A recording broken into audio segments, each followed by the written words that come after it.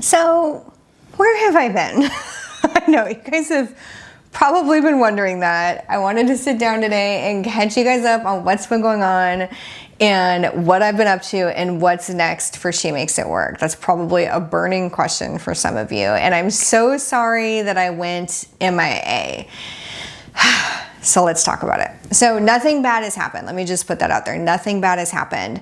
And I know I talked about how I'm really going on this like journey of transformation in my life. And I feel really bad because I promised to take you guys along with me.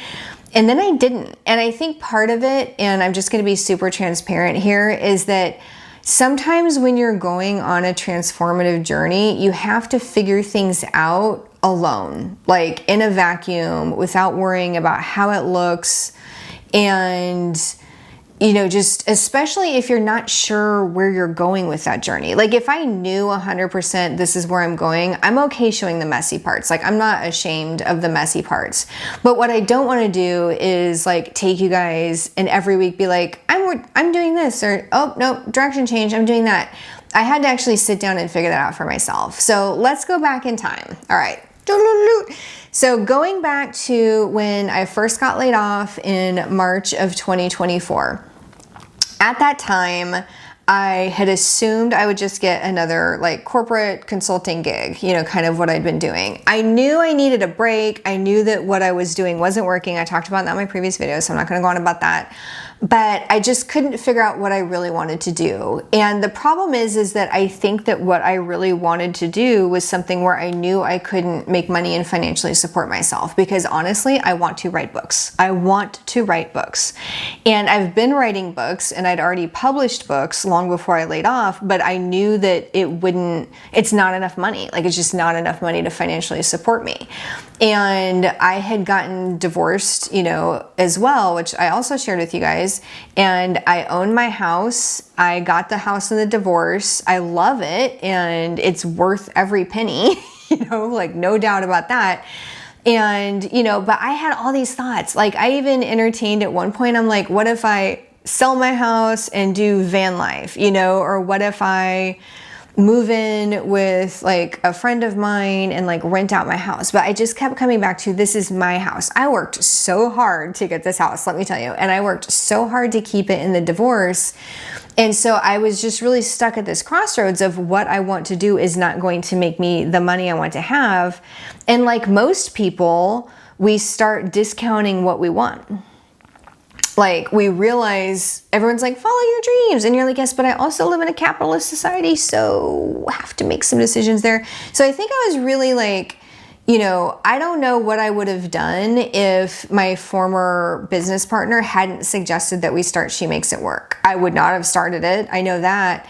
And I'm glad I did because it was a step into what I'm supposed to be doing. And I'll get to that in a minute. And when she first mentioned starting a podcast was what she proposed. And then of course, me being myself, Business Gabby, and I was like, oh, well, here's what we could turn it into. Let's just do that. Like, of course, I can't just start small. And when we first did that, we both intended to get our normal day jobs and try and turn this into a business, but have day jobs at the same time. But the more I worked on this, the more I realized I had so much unhealed trauma from the business world, like so much unhealed trauma. I know everybody says that and it sounds cheesy, but I literally like, even when she and I would get on calls with like vendors, like, or, you know, potential partnerships, I would literally have like a PTSD reaction just from like scheduling a call or like needing to get on a call at a certain time. And I was like resentful about it. So it was very clear to me that I needed to do some like deep healing and needed a break from certain aspects of like corporate life before I could go that direction or even take this business in a direction where those things were necessary. And then when my partner ended up leaving the business, I have to admit, I was devastated, like genuinely devastated. Like when we talked about doing this and everything I saw in my head was us doing it together, right? Like us being this dynamic duo, us like balancing our strengths. And I know how much work a YouTube channel, a podcast, like this type of work, I know how much work it is because I've done other things in the past. And when I say I wouldn't have done this, I'm like, I knew I wasn't signed up to do all of this work by myself. Like I knew it. Like there's some skill sets where I wanted to fill that in, but also it's just so much work. I really felt like I needed a partner. So I am very glad that we started it, but it really threw me to lose that partnership and to lose like some of those skills we thought we would be getting with the partnership and some of that having a coworker, right? So after, she left, I was just so sad. It just wasn't what I expected. And after getting laid off, like it just felt like another loss, it was.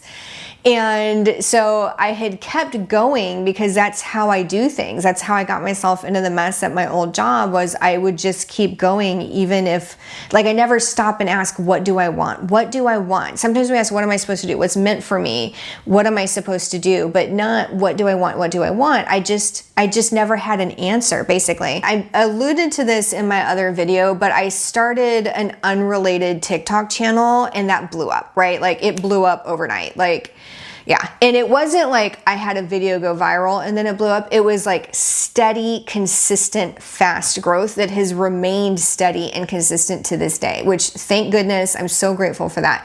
But it highlighted to me what wasn't working about She Makes It Work. And that's really what I want to focus on for a second, because we started She Makes It Work and I noticed I had to like beg my friends and family to watch the video. So like I talked about $1 Million Weekend and how they're like, test out your idea, but it's not just testing it like, is this a good idea? It's, would you pay for this? Would you give me $1? You know what I mean? With a lot of my friends, it's not about the dollar. It's not even about $100. It's about their time. Their time is more valuable than their money for most of the people I know. But my point is that I just, from the beginning, I'm like, hey, everybody in my life is telling me this is a good idea, this is a good niche, I have so much to offer, they loved my video ideas, but they didn't organically want to watch them. So I knew something was wrong. Does that make sense?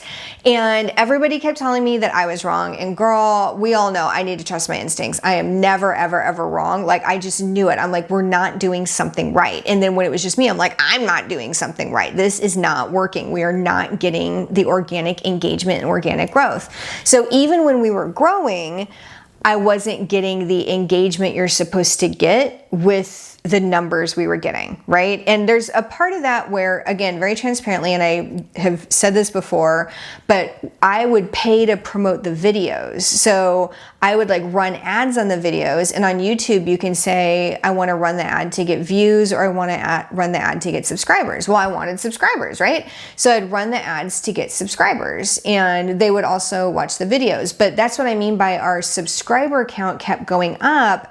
And even if our videos were getting a lot of views, we just weren't getting the engagement, which means they weren't truly organic viewers who were invested in me or invested in us. Does that make sense? And I knew that on some level.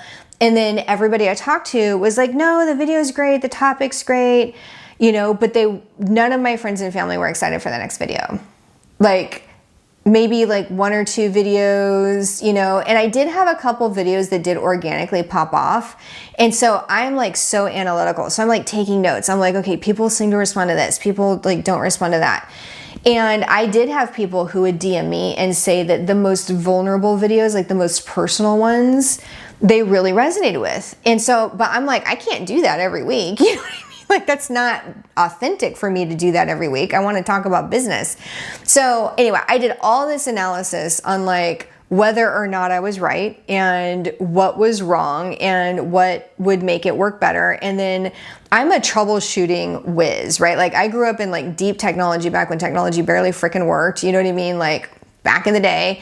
And so I'm used to troubleshooting from like a technology, like a very methodical perspective. So I started like eliminating factors because I was like, in order to do well on YouTube, you need to be aesthetic, you need to have an interesting niche, your topics need to be good, you need to have an interesting hook, your video editing needs to be tight, you need blah, blah, blah, blah, blah, right? I know all the things, I studied all the videos, I went to a freaking YouTube class, I did all this stuff, right? So I start eliminating the factors. I got professional editors, I tried different thumbnails, I tried different hooks, I tried different things. I'm like, fundamentally, I don't think people want what we're talking about. Now, the other factor is, and I'm just gonna be transparent, I'll make a whole other video about YouTube versus TikTok, by the way, because I had my channel grow fast on YouTube and I had TikTok grow very exceptionally fast. So I'll do a whole comparison on what makes what work. But I will have to say YouTube is also slower. But so there was part of me that's like, just give it time, like the organic growth, like training the algorithm for who you are and what you're doing, and then it matching you to people on YouTube, that takes months. It's just not instant, right? And so I knew that, and I wasn't expecting instant success. So I was like, okay, well, at the 3-month mark, should I start seeing more organic engagement? And if I'm getting these subscribers, but they're not engaging, that's actually a problem. And 6 months went by, and then I'm finally like, yeah, no, there's something wrong here. Like YouTube, I've trained the algorithm, it knows what content we're putting out. You know, I'm trying different thumbnails. I have professional editors. I spent a lot of money on professional editors. Anyway, fundamentally, I just felt like the topics aren't working. So when I kicked off this year, I'm like, okay, well, I know I want to switch gears and do something different. And also my priority isn't going to be this channel for a while, like very transparently, because if you have something that's not working and you have something that is working and you also need to monetize, of course you're going to double down on the thing that's working, right? Like I actually get paid by TikTok now, right? And then I have customers on TikTok who buy things from me and I get revenue from that, because I'm at the point where I'm like, I was living off of my savings for like a very long time, and She Makes It Work had 0 revenue. And I spent all this time making a branding course, and it's my first like external hosted course. And then I, read about all the different like course hosting sites, but like all the things I was doing to get revenue just, again, weren't working for She Makes It Work. So I spent so much time on this branding course. It's super good, by the way.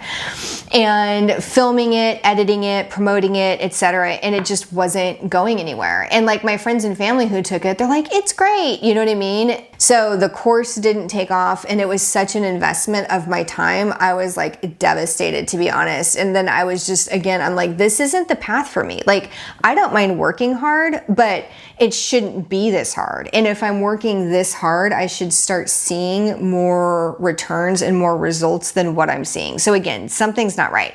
So then in November, December, January, my TikTok starts popping off. And in order to continue growing on TikTok, you have to do certain things. So that's where my time is gone, is like when it comes to video production, because it takes a lot of like creative energy. It takes a lot on my voice. So I film 3 TikToks a day, and I also have that YouTube that I have not been consistent enough with for long form videos, and I'm making merch and I'm selling services on that side that people buy. And I started making products that people are buying. I started teaching classes that people come to. And so that whole revenue side, and it's a brand I'm running under She Makes It Work, but all of that continues to expand. So, and my time in that isn't just videos, but there's a part of me that's like, I love like the original intention of She Makes It Work. But what I do want to do is now get back to what I said at the beginning of the year about like showing what I'm doing to make this new lifestyle work for me, right? Because I think I'm at the point in my journey where I have clarity, and I am determined to make that channel work, but I'm also working on my fitness. You guys know I've been on a weight loss journey, and what I'm doing for fitness and my health looks different now. And, I had created the Life by Design framework. And then as I moved into this like spiritual work that I've been doing, I've also been getting in tune with my intuition.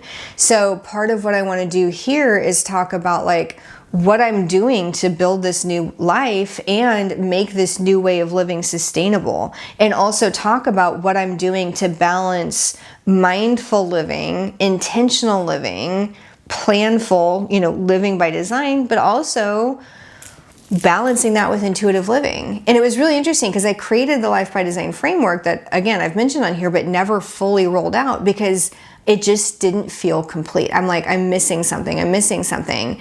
And part of my own personal journey over the last few months has been getting more in touch with living intuitively. And I have great intuition. We all know that, right? And that's not the same thing as living intuitively. Like honing your intuition and then how to apply that to your life and how to create a plan for your day and for your week that leaves room for intuitive living. That's an art. That's a science and an art all rolled into one. So there's a lot I'm learning about that I want to share here. So anyway, this is absolutely what I'm going to be doing with She Makes It Work going forward. Is I'm going to be talking about what I'm doing from a lifestyle perspective and what I'm doing from a business perspective too. I'll be very transparent about what I'm doing from a business perspective, because that business has taken off, but it is not yet enough to support and sustain me. And this business wasn't generating any revenue, but the mission of this is still very important to me.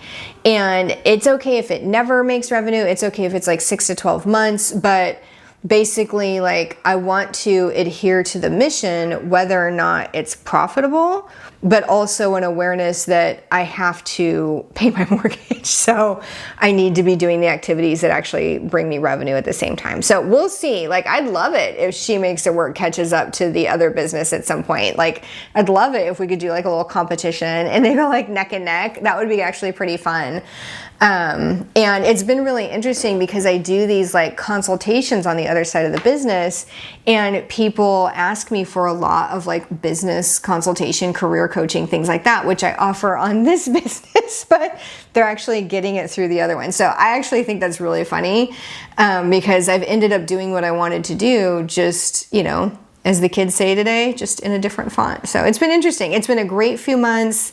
I'll make some videos where I catch you up on certain aspects of it. Like, we need to catch up on like fitness, we need to catch up on business, and we need to talk a lot more in depth about this combination of like planful and intuitive living.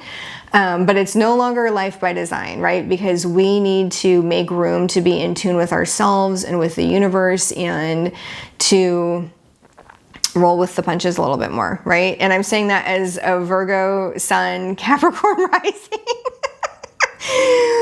Yeah, which is so funny, but I'll talk a lot more about that. So anyway, thanks guys for those of you who are still here, and for those of you who've been wondering what I'm up to. And I do have to say, for those of you who have messaged me in the meantime, giving me updates about you, I love it.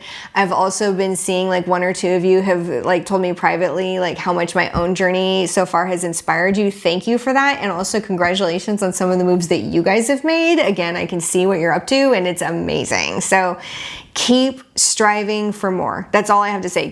There is more to life, and you sense it and you feel it. And I'm figuring out how to get that, and I'm excited to take you guys along with me. So thanks for, again, being with me. Thanks for watching the video. I don't know if the next one will be in 2 weeks, but you'll get a notification when the next one goes up, and I will continue to do my best to juggle all the things I'm juggling. See you guys later.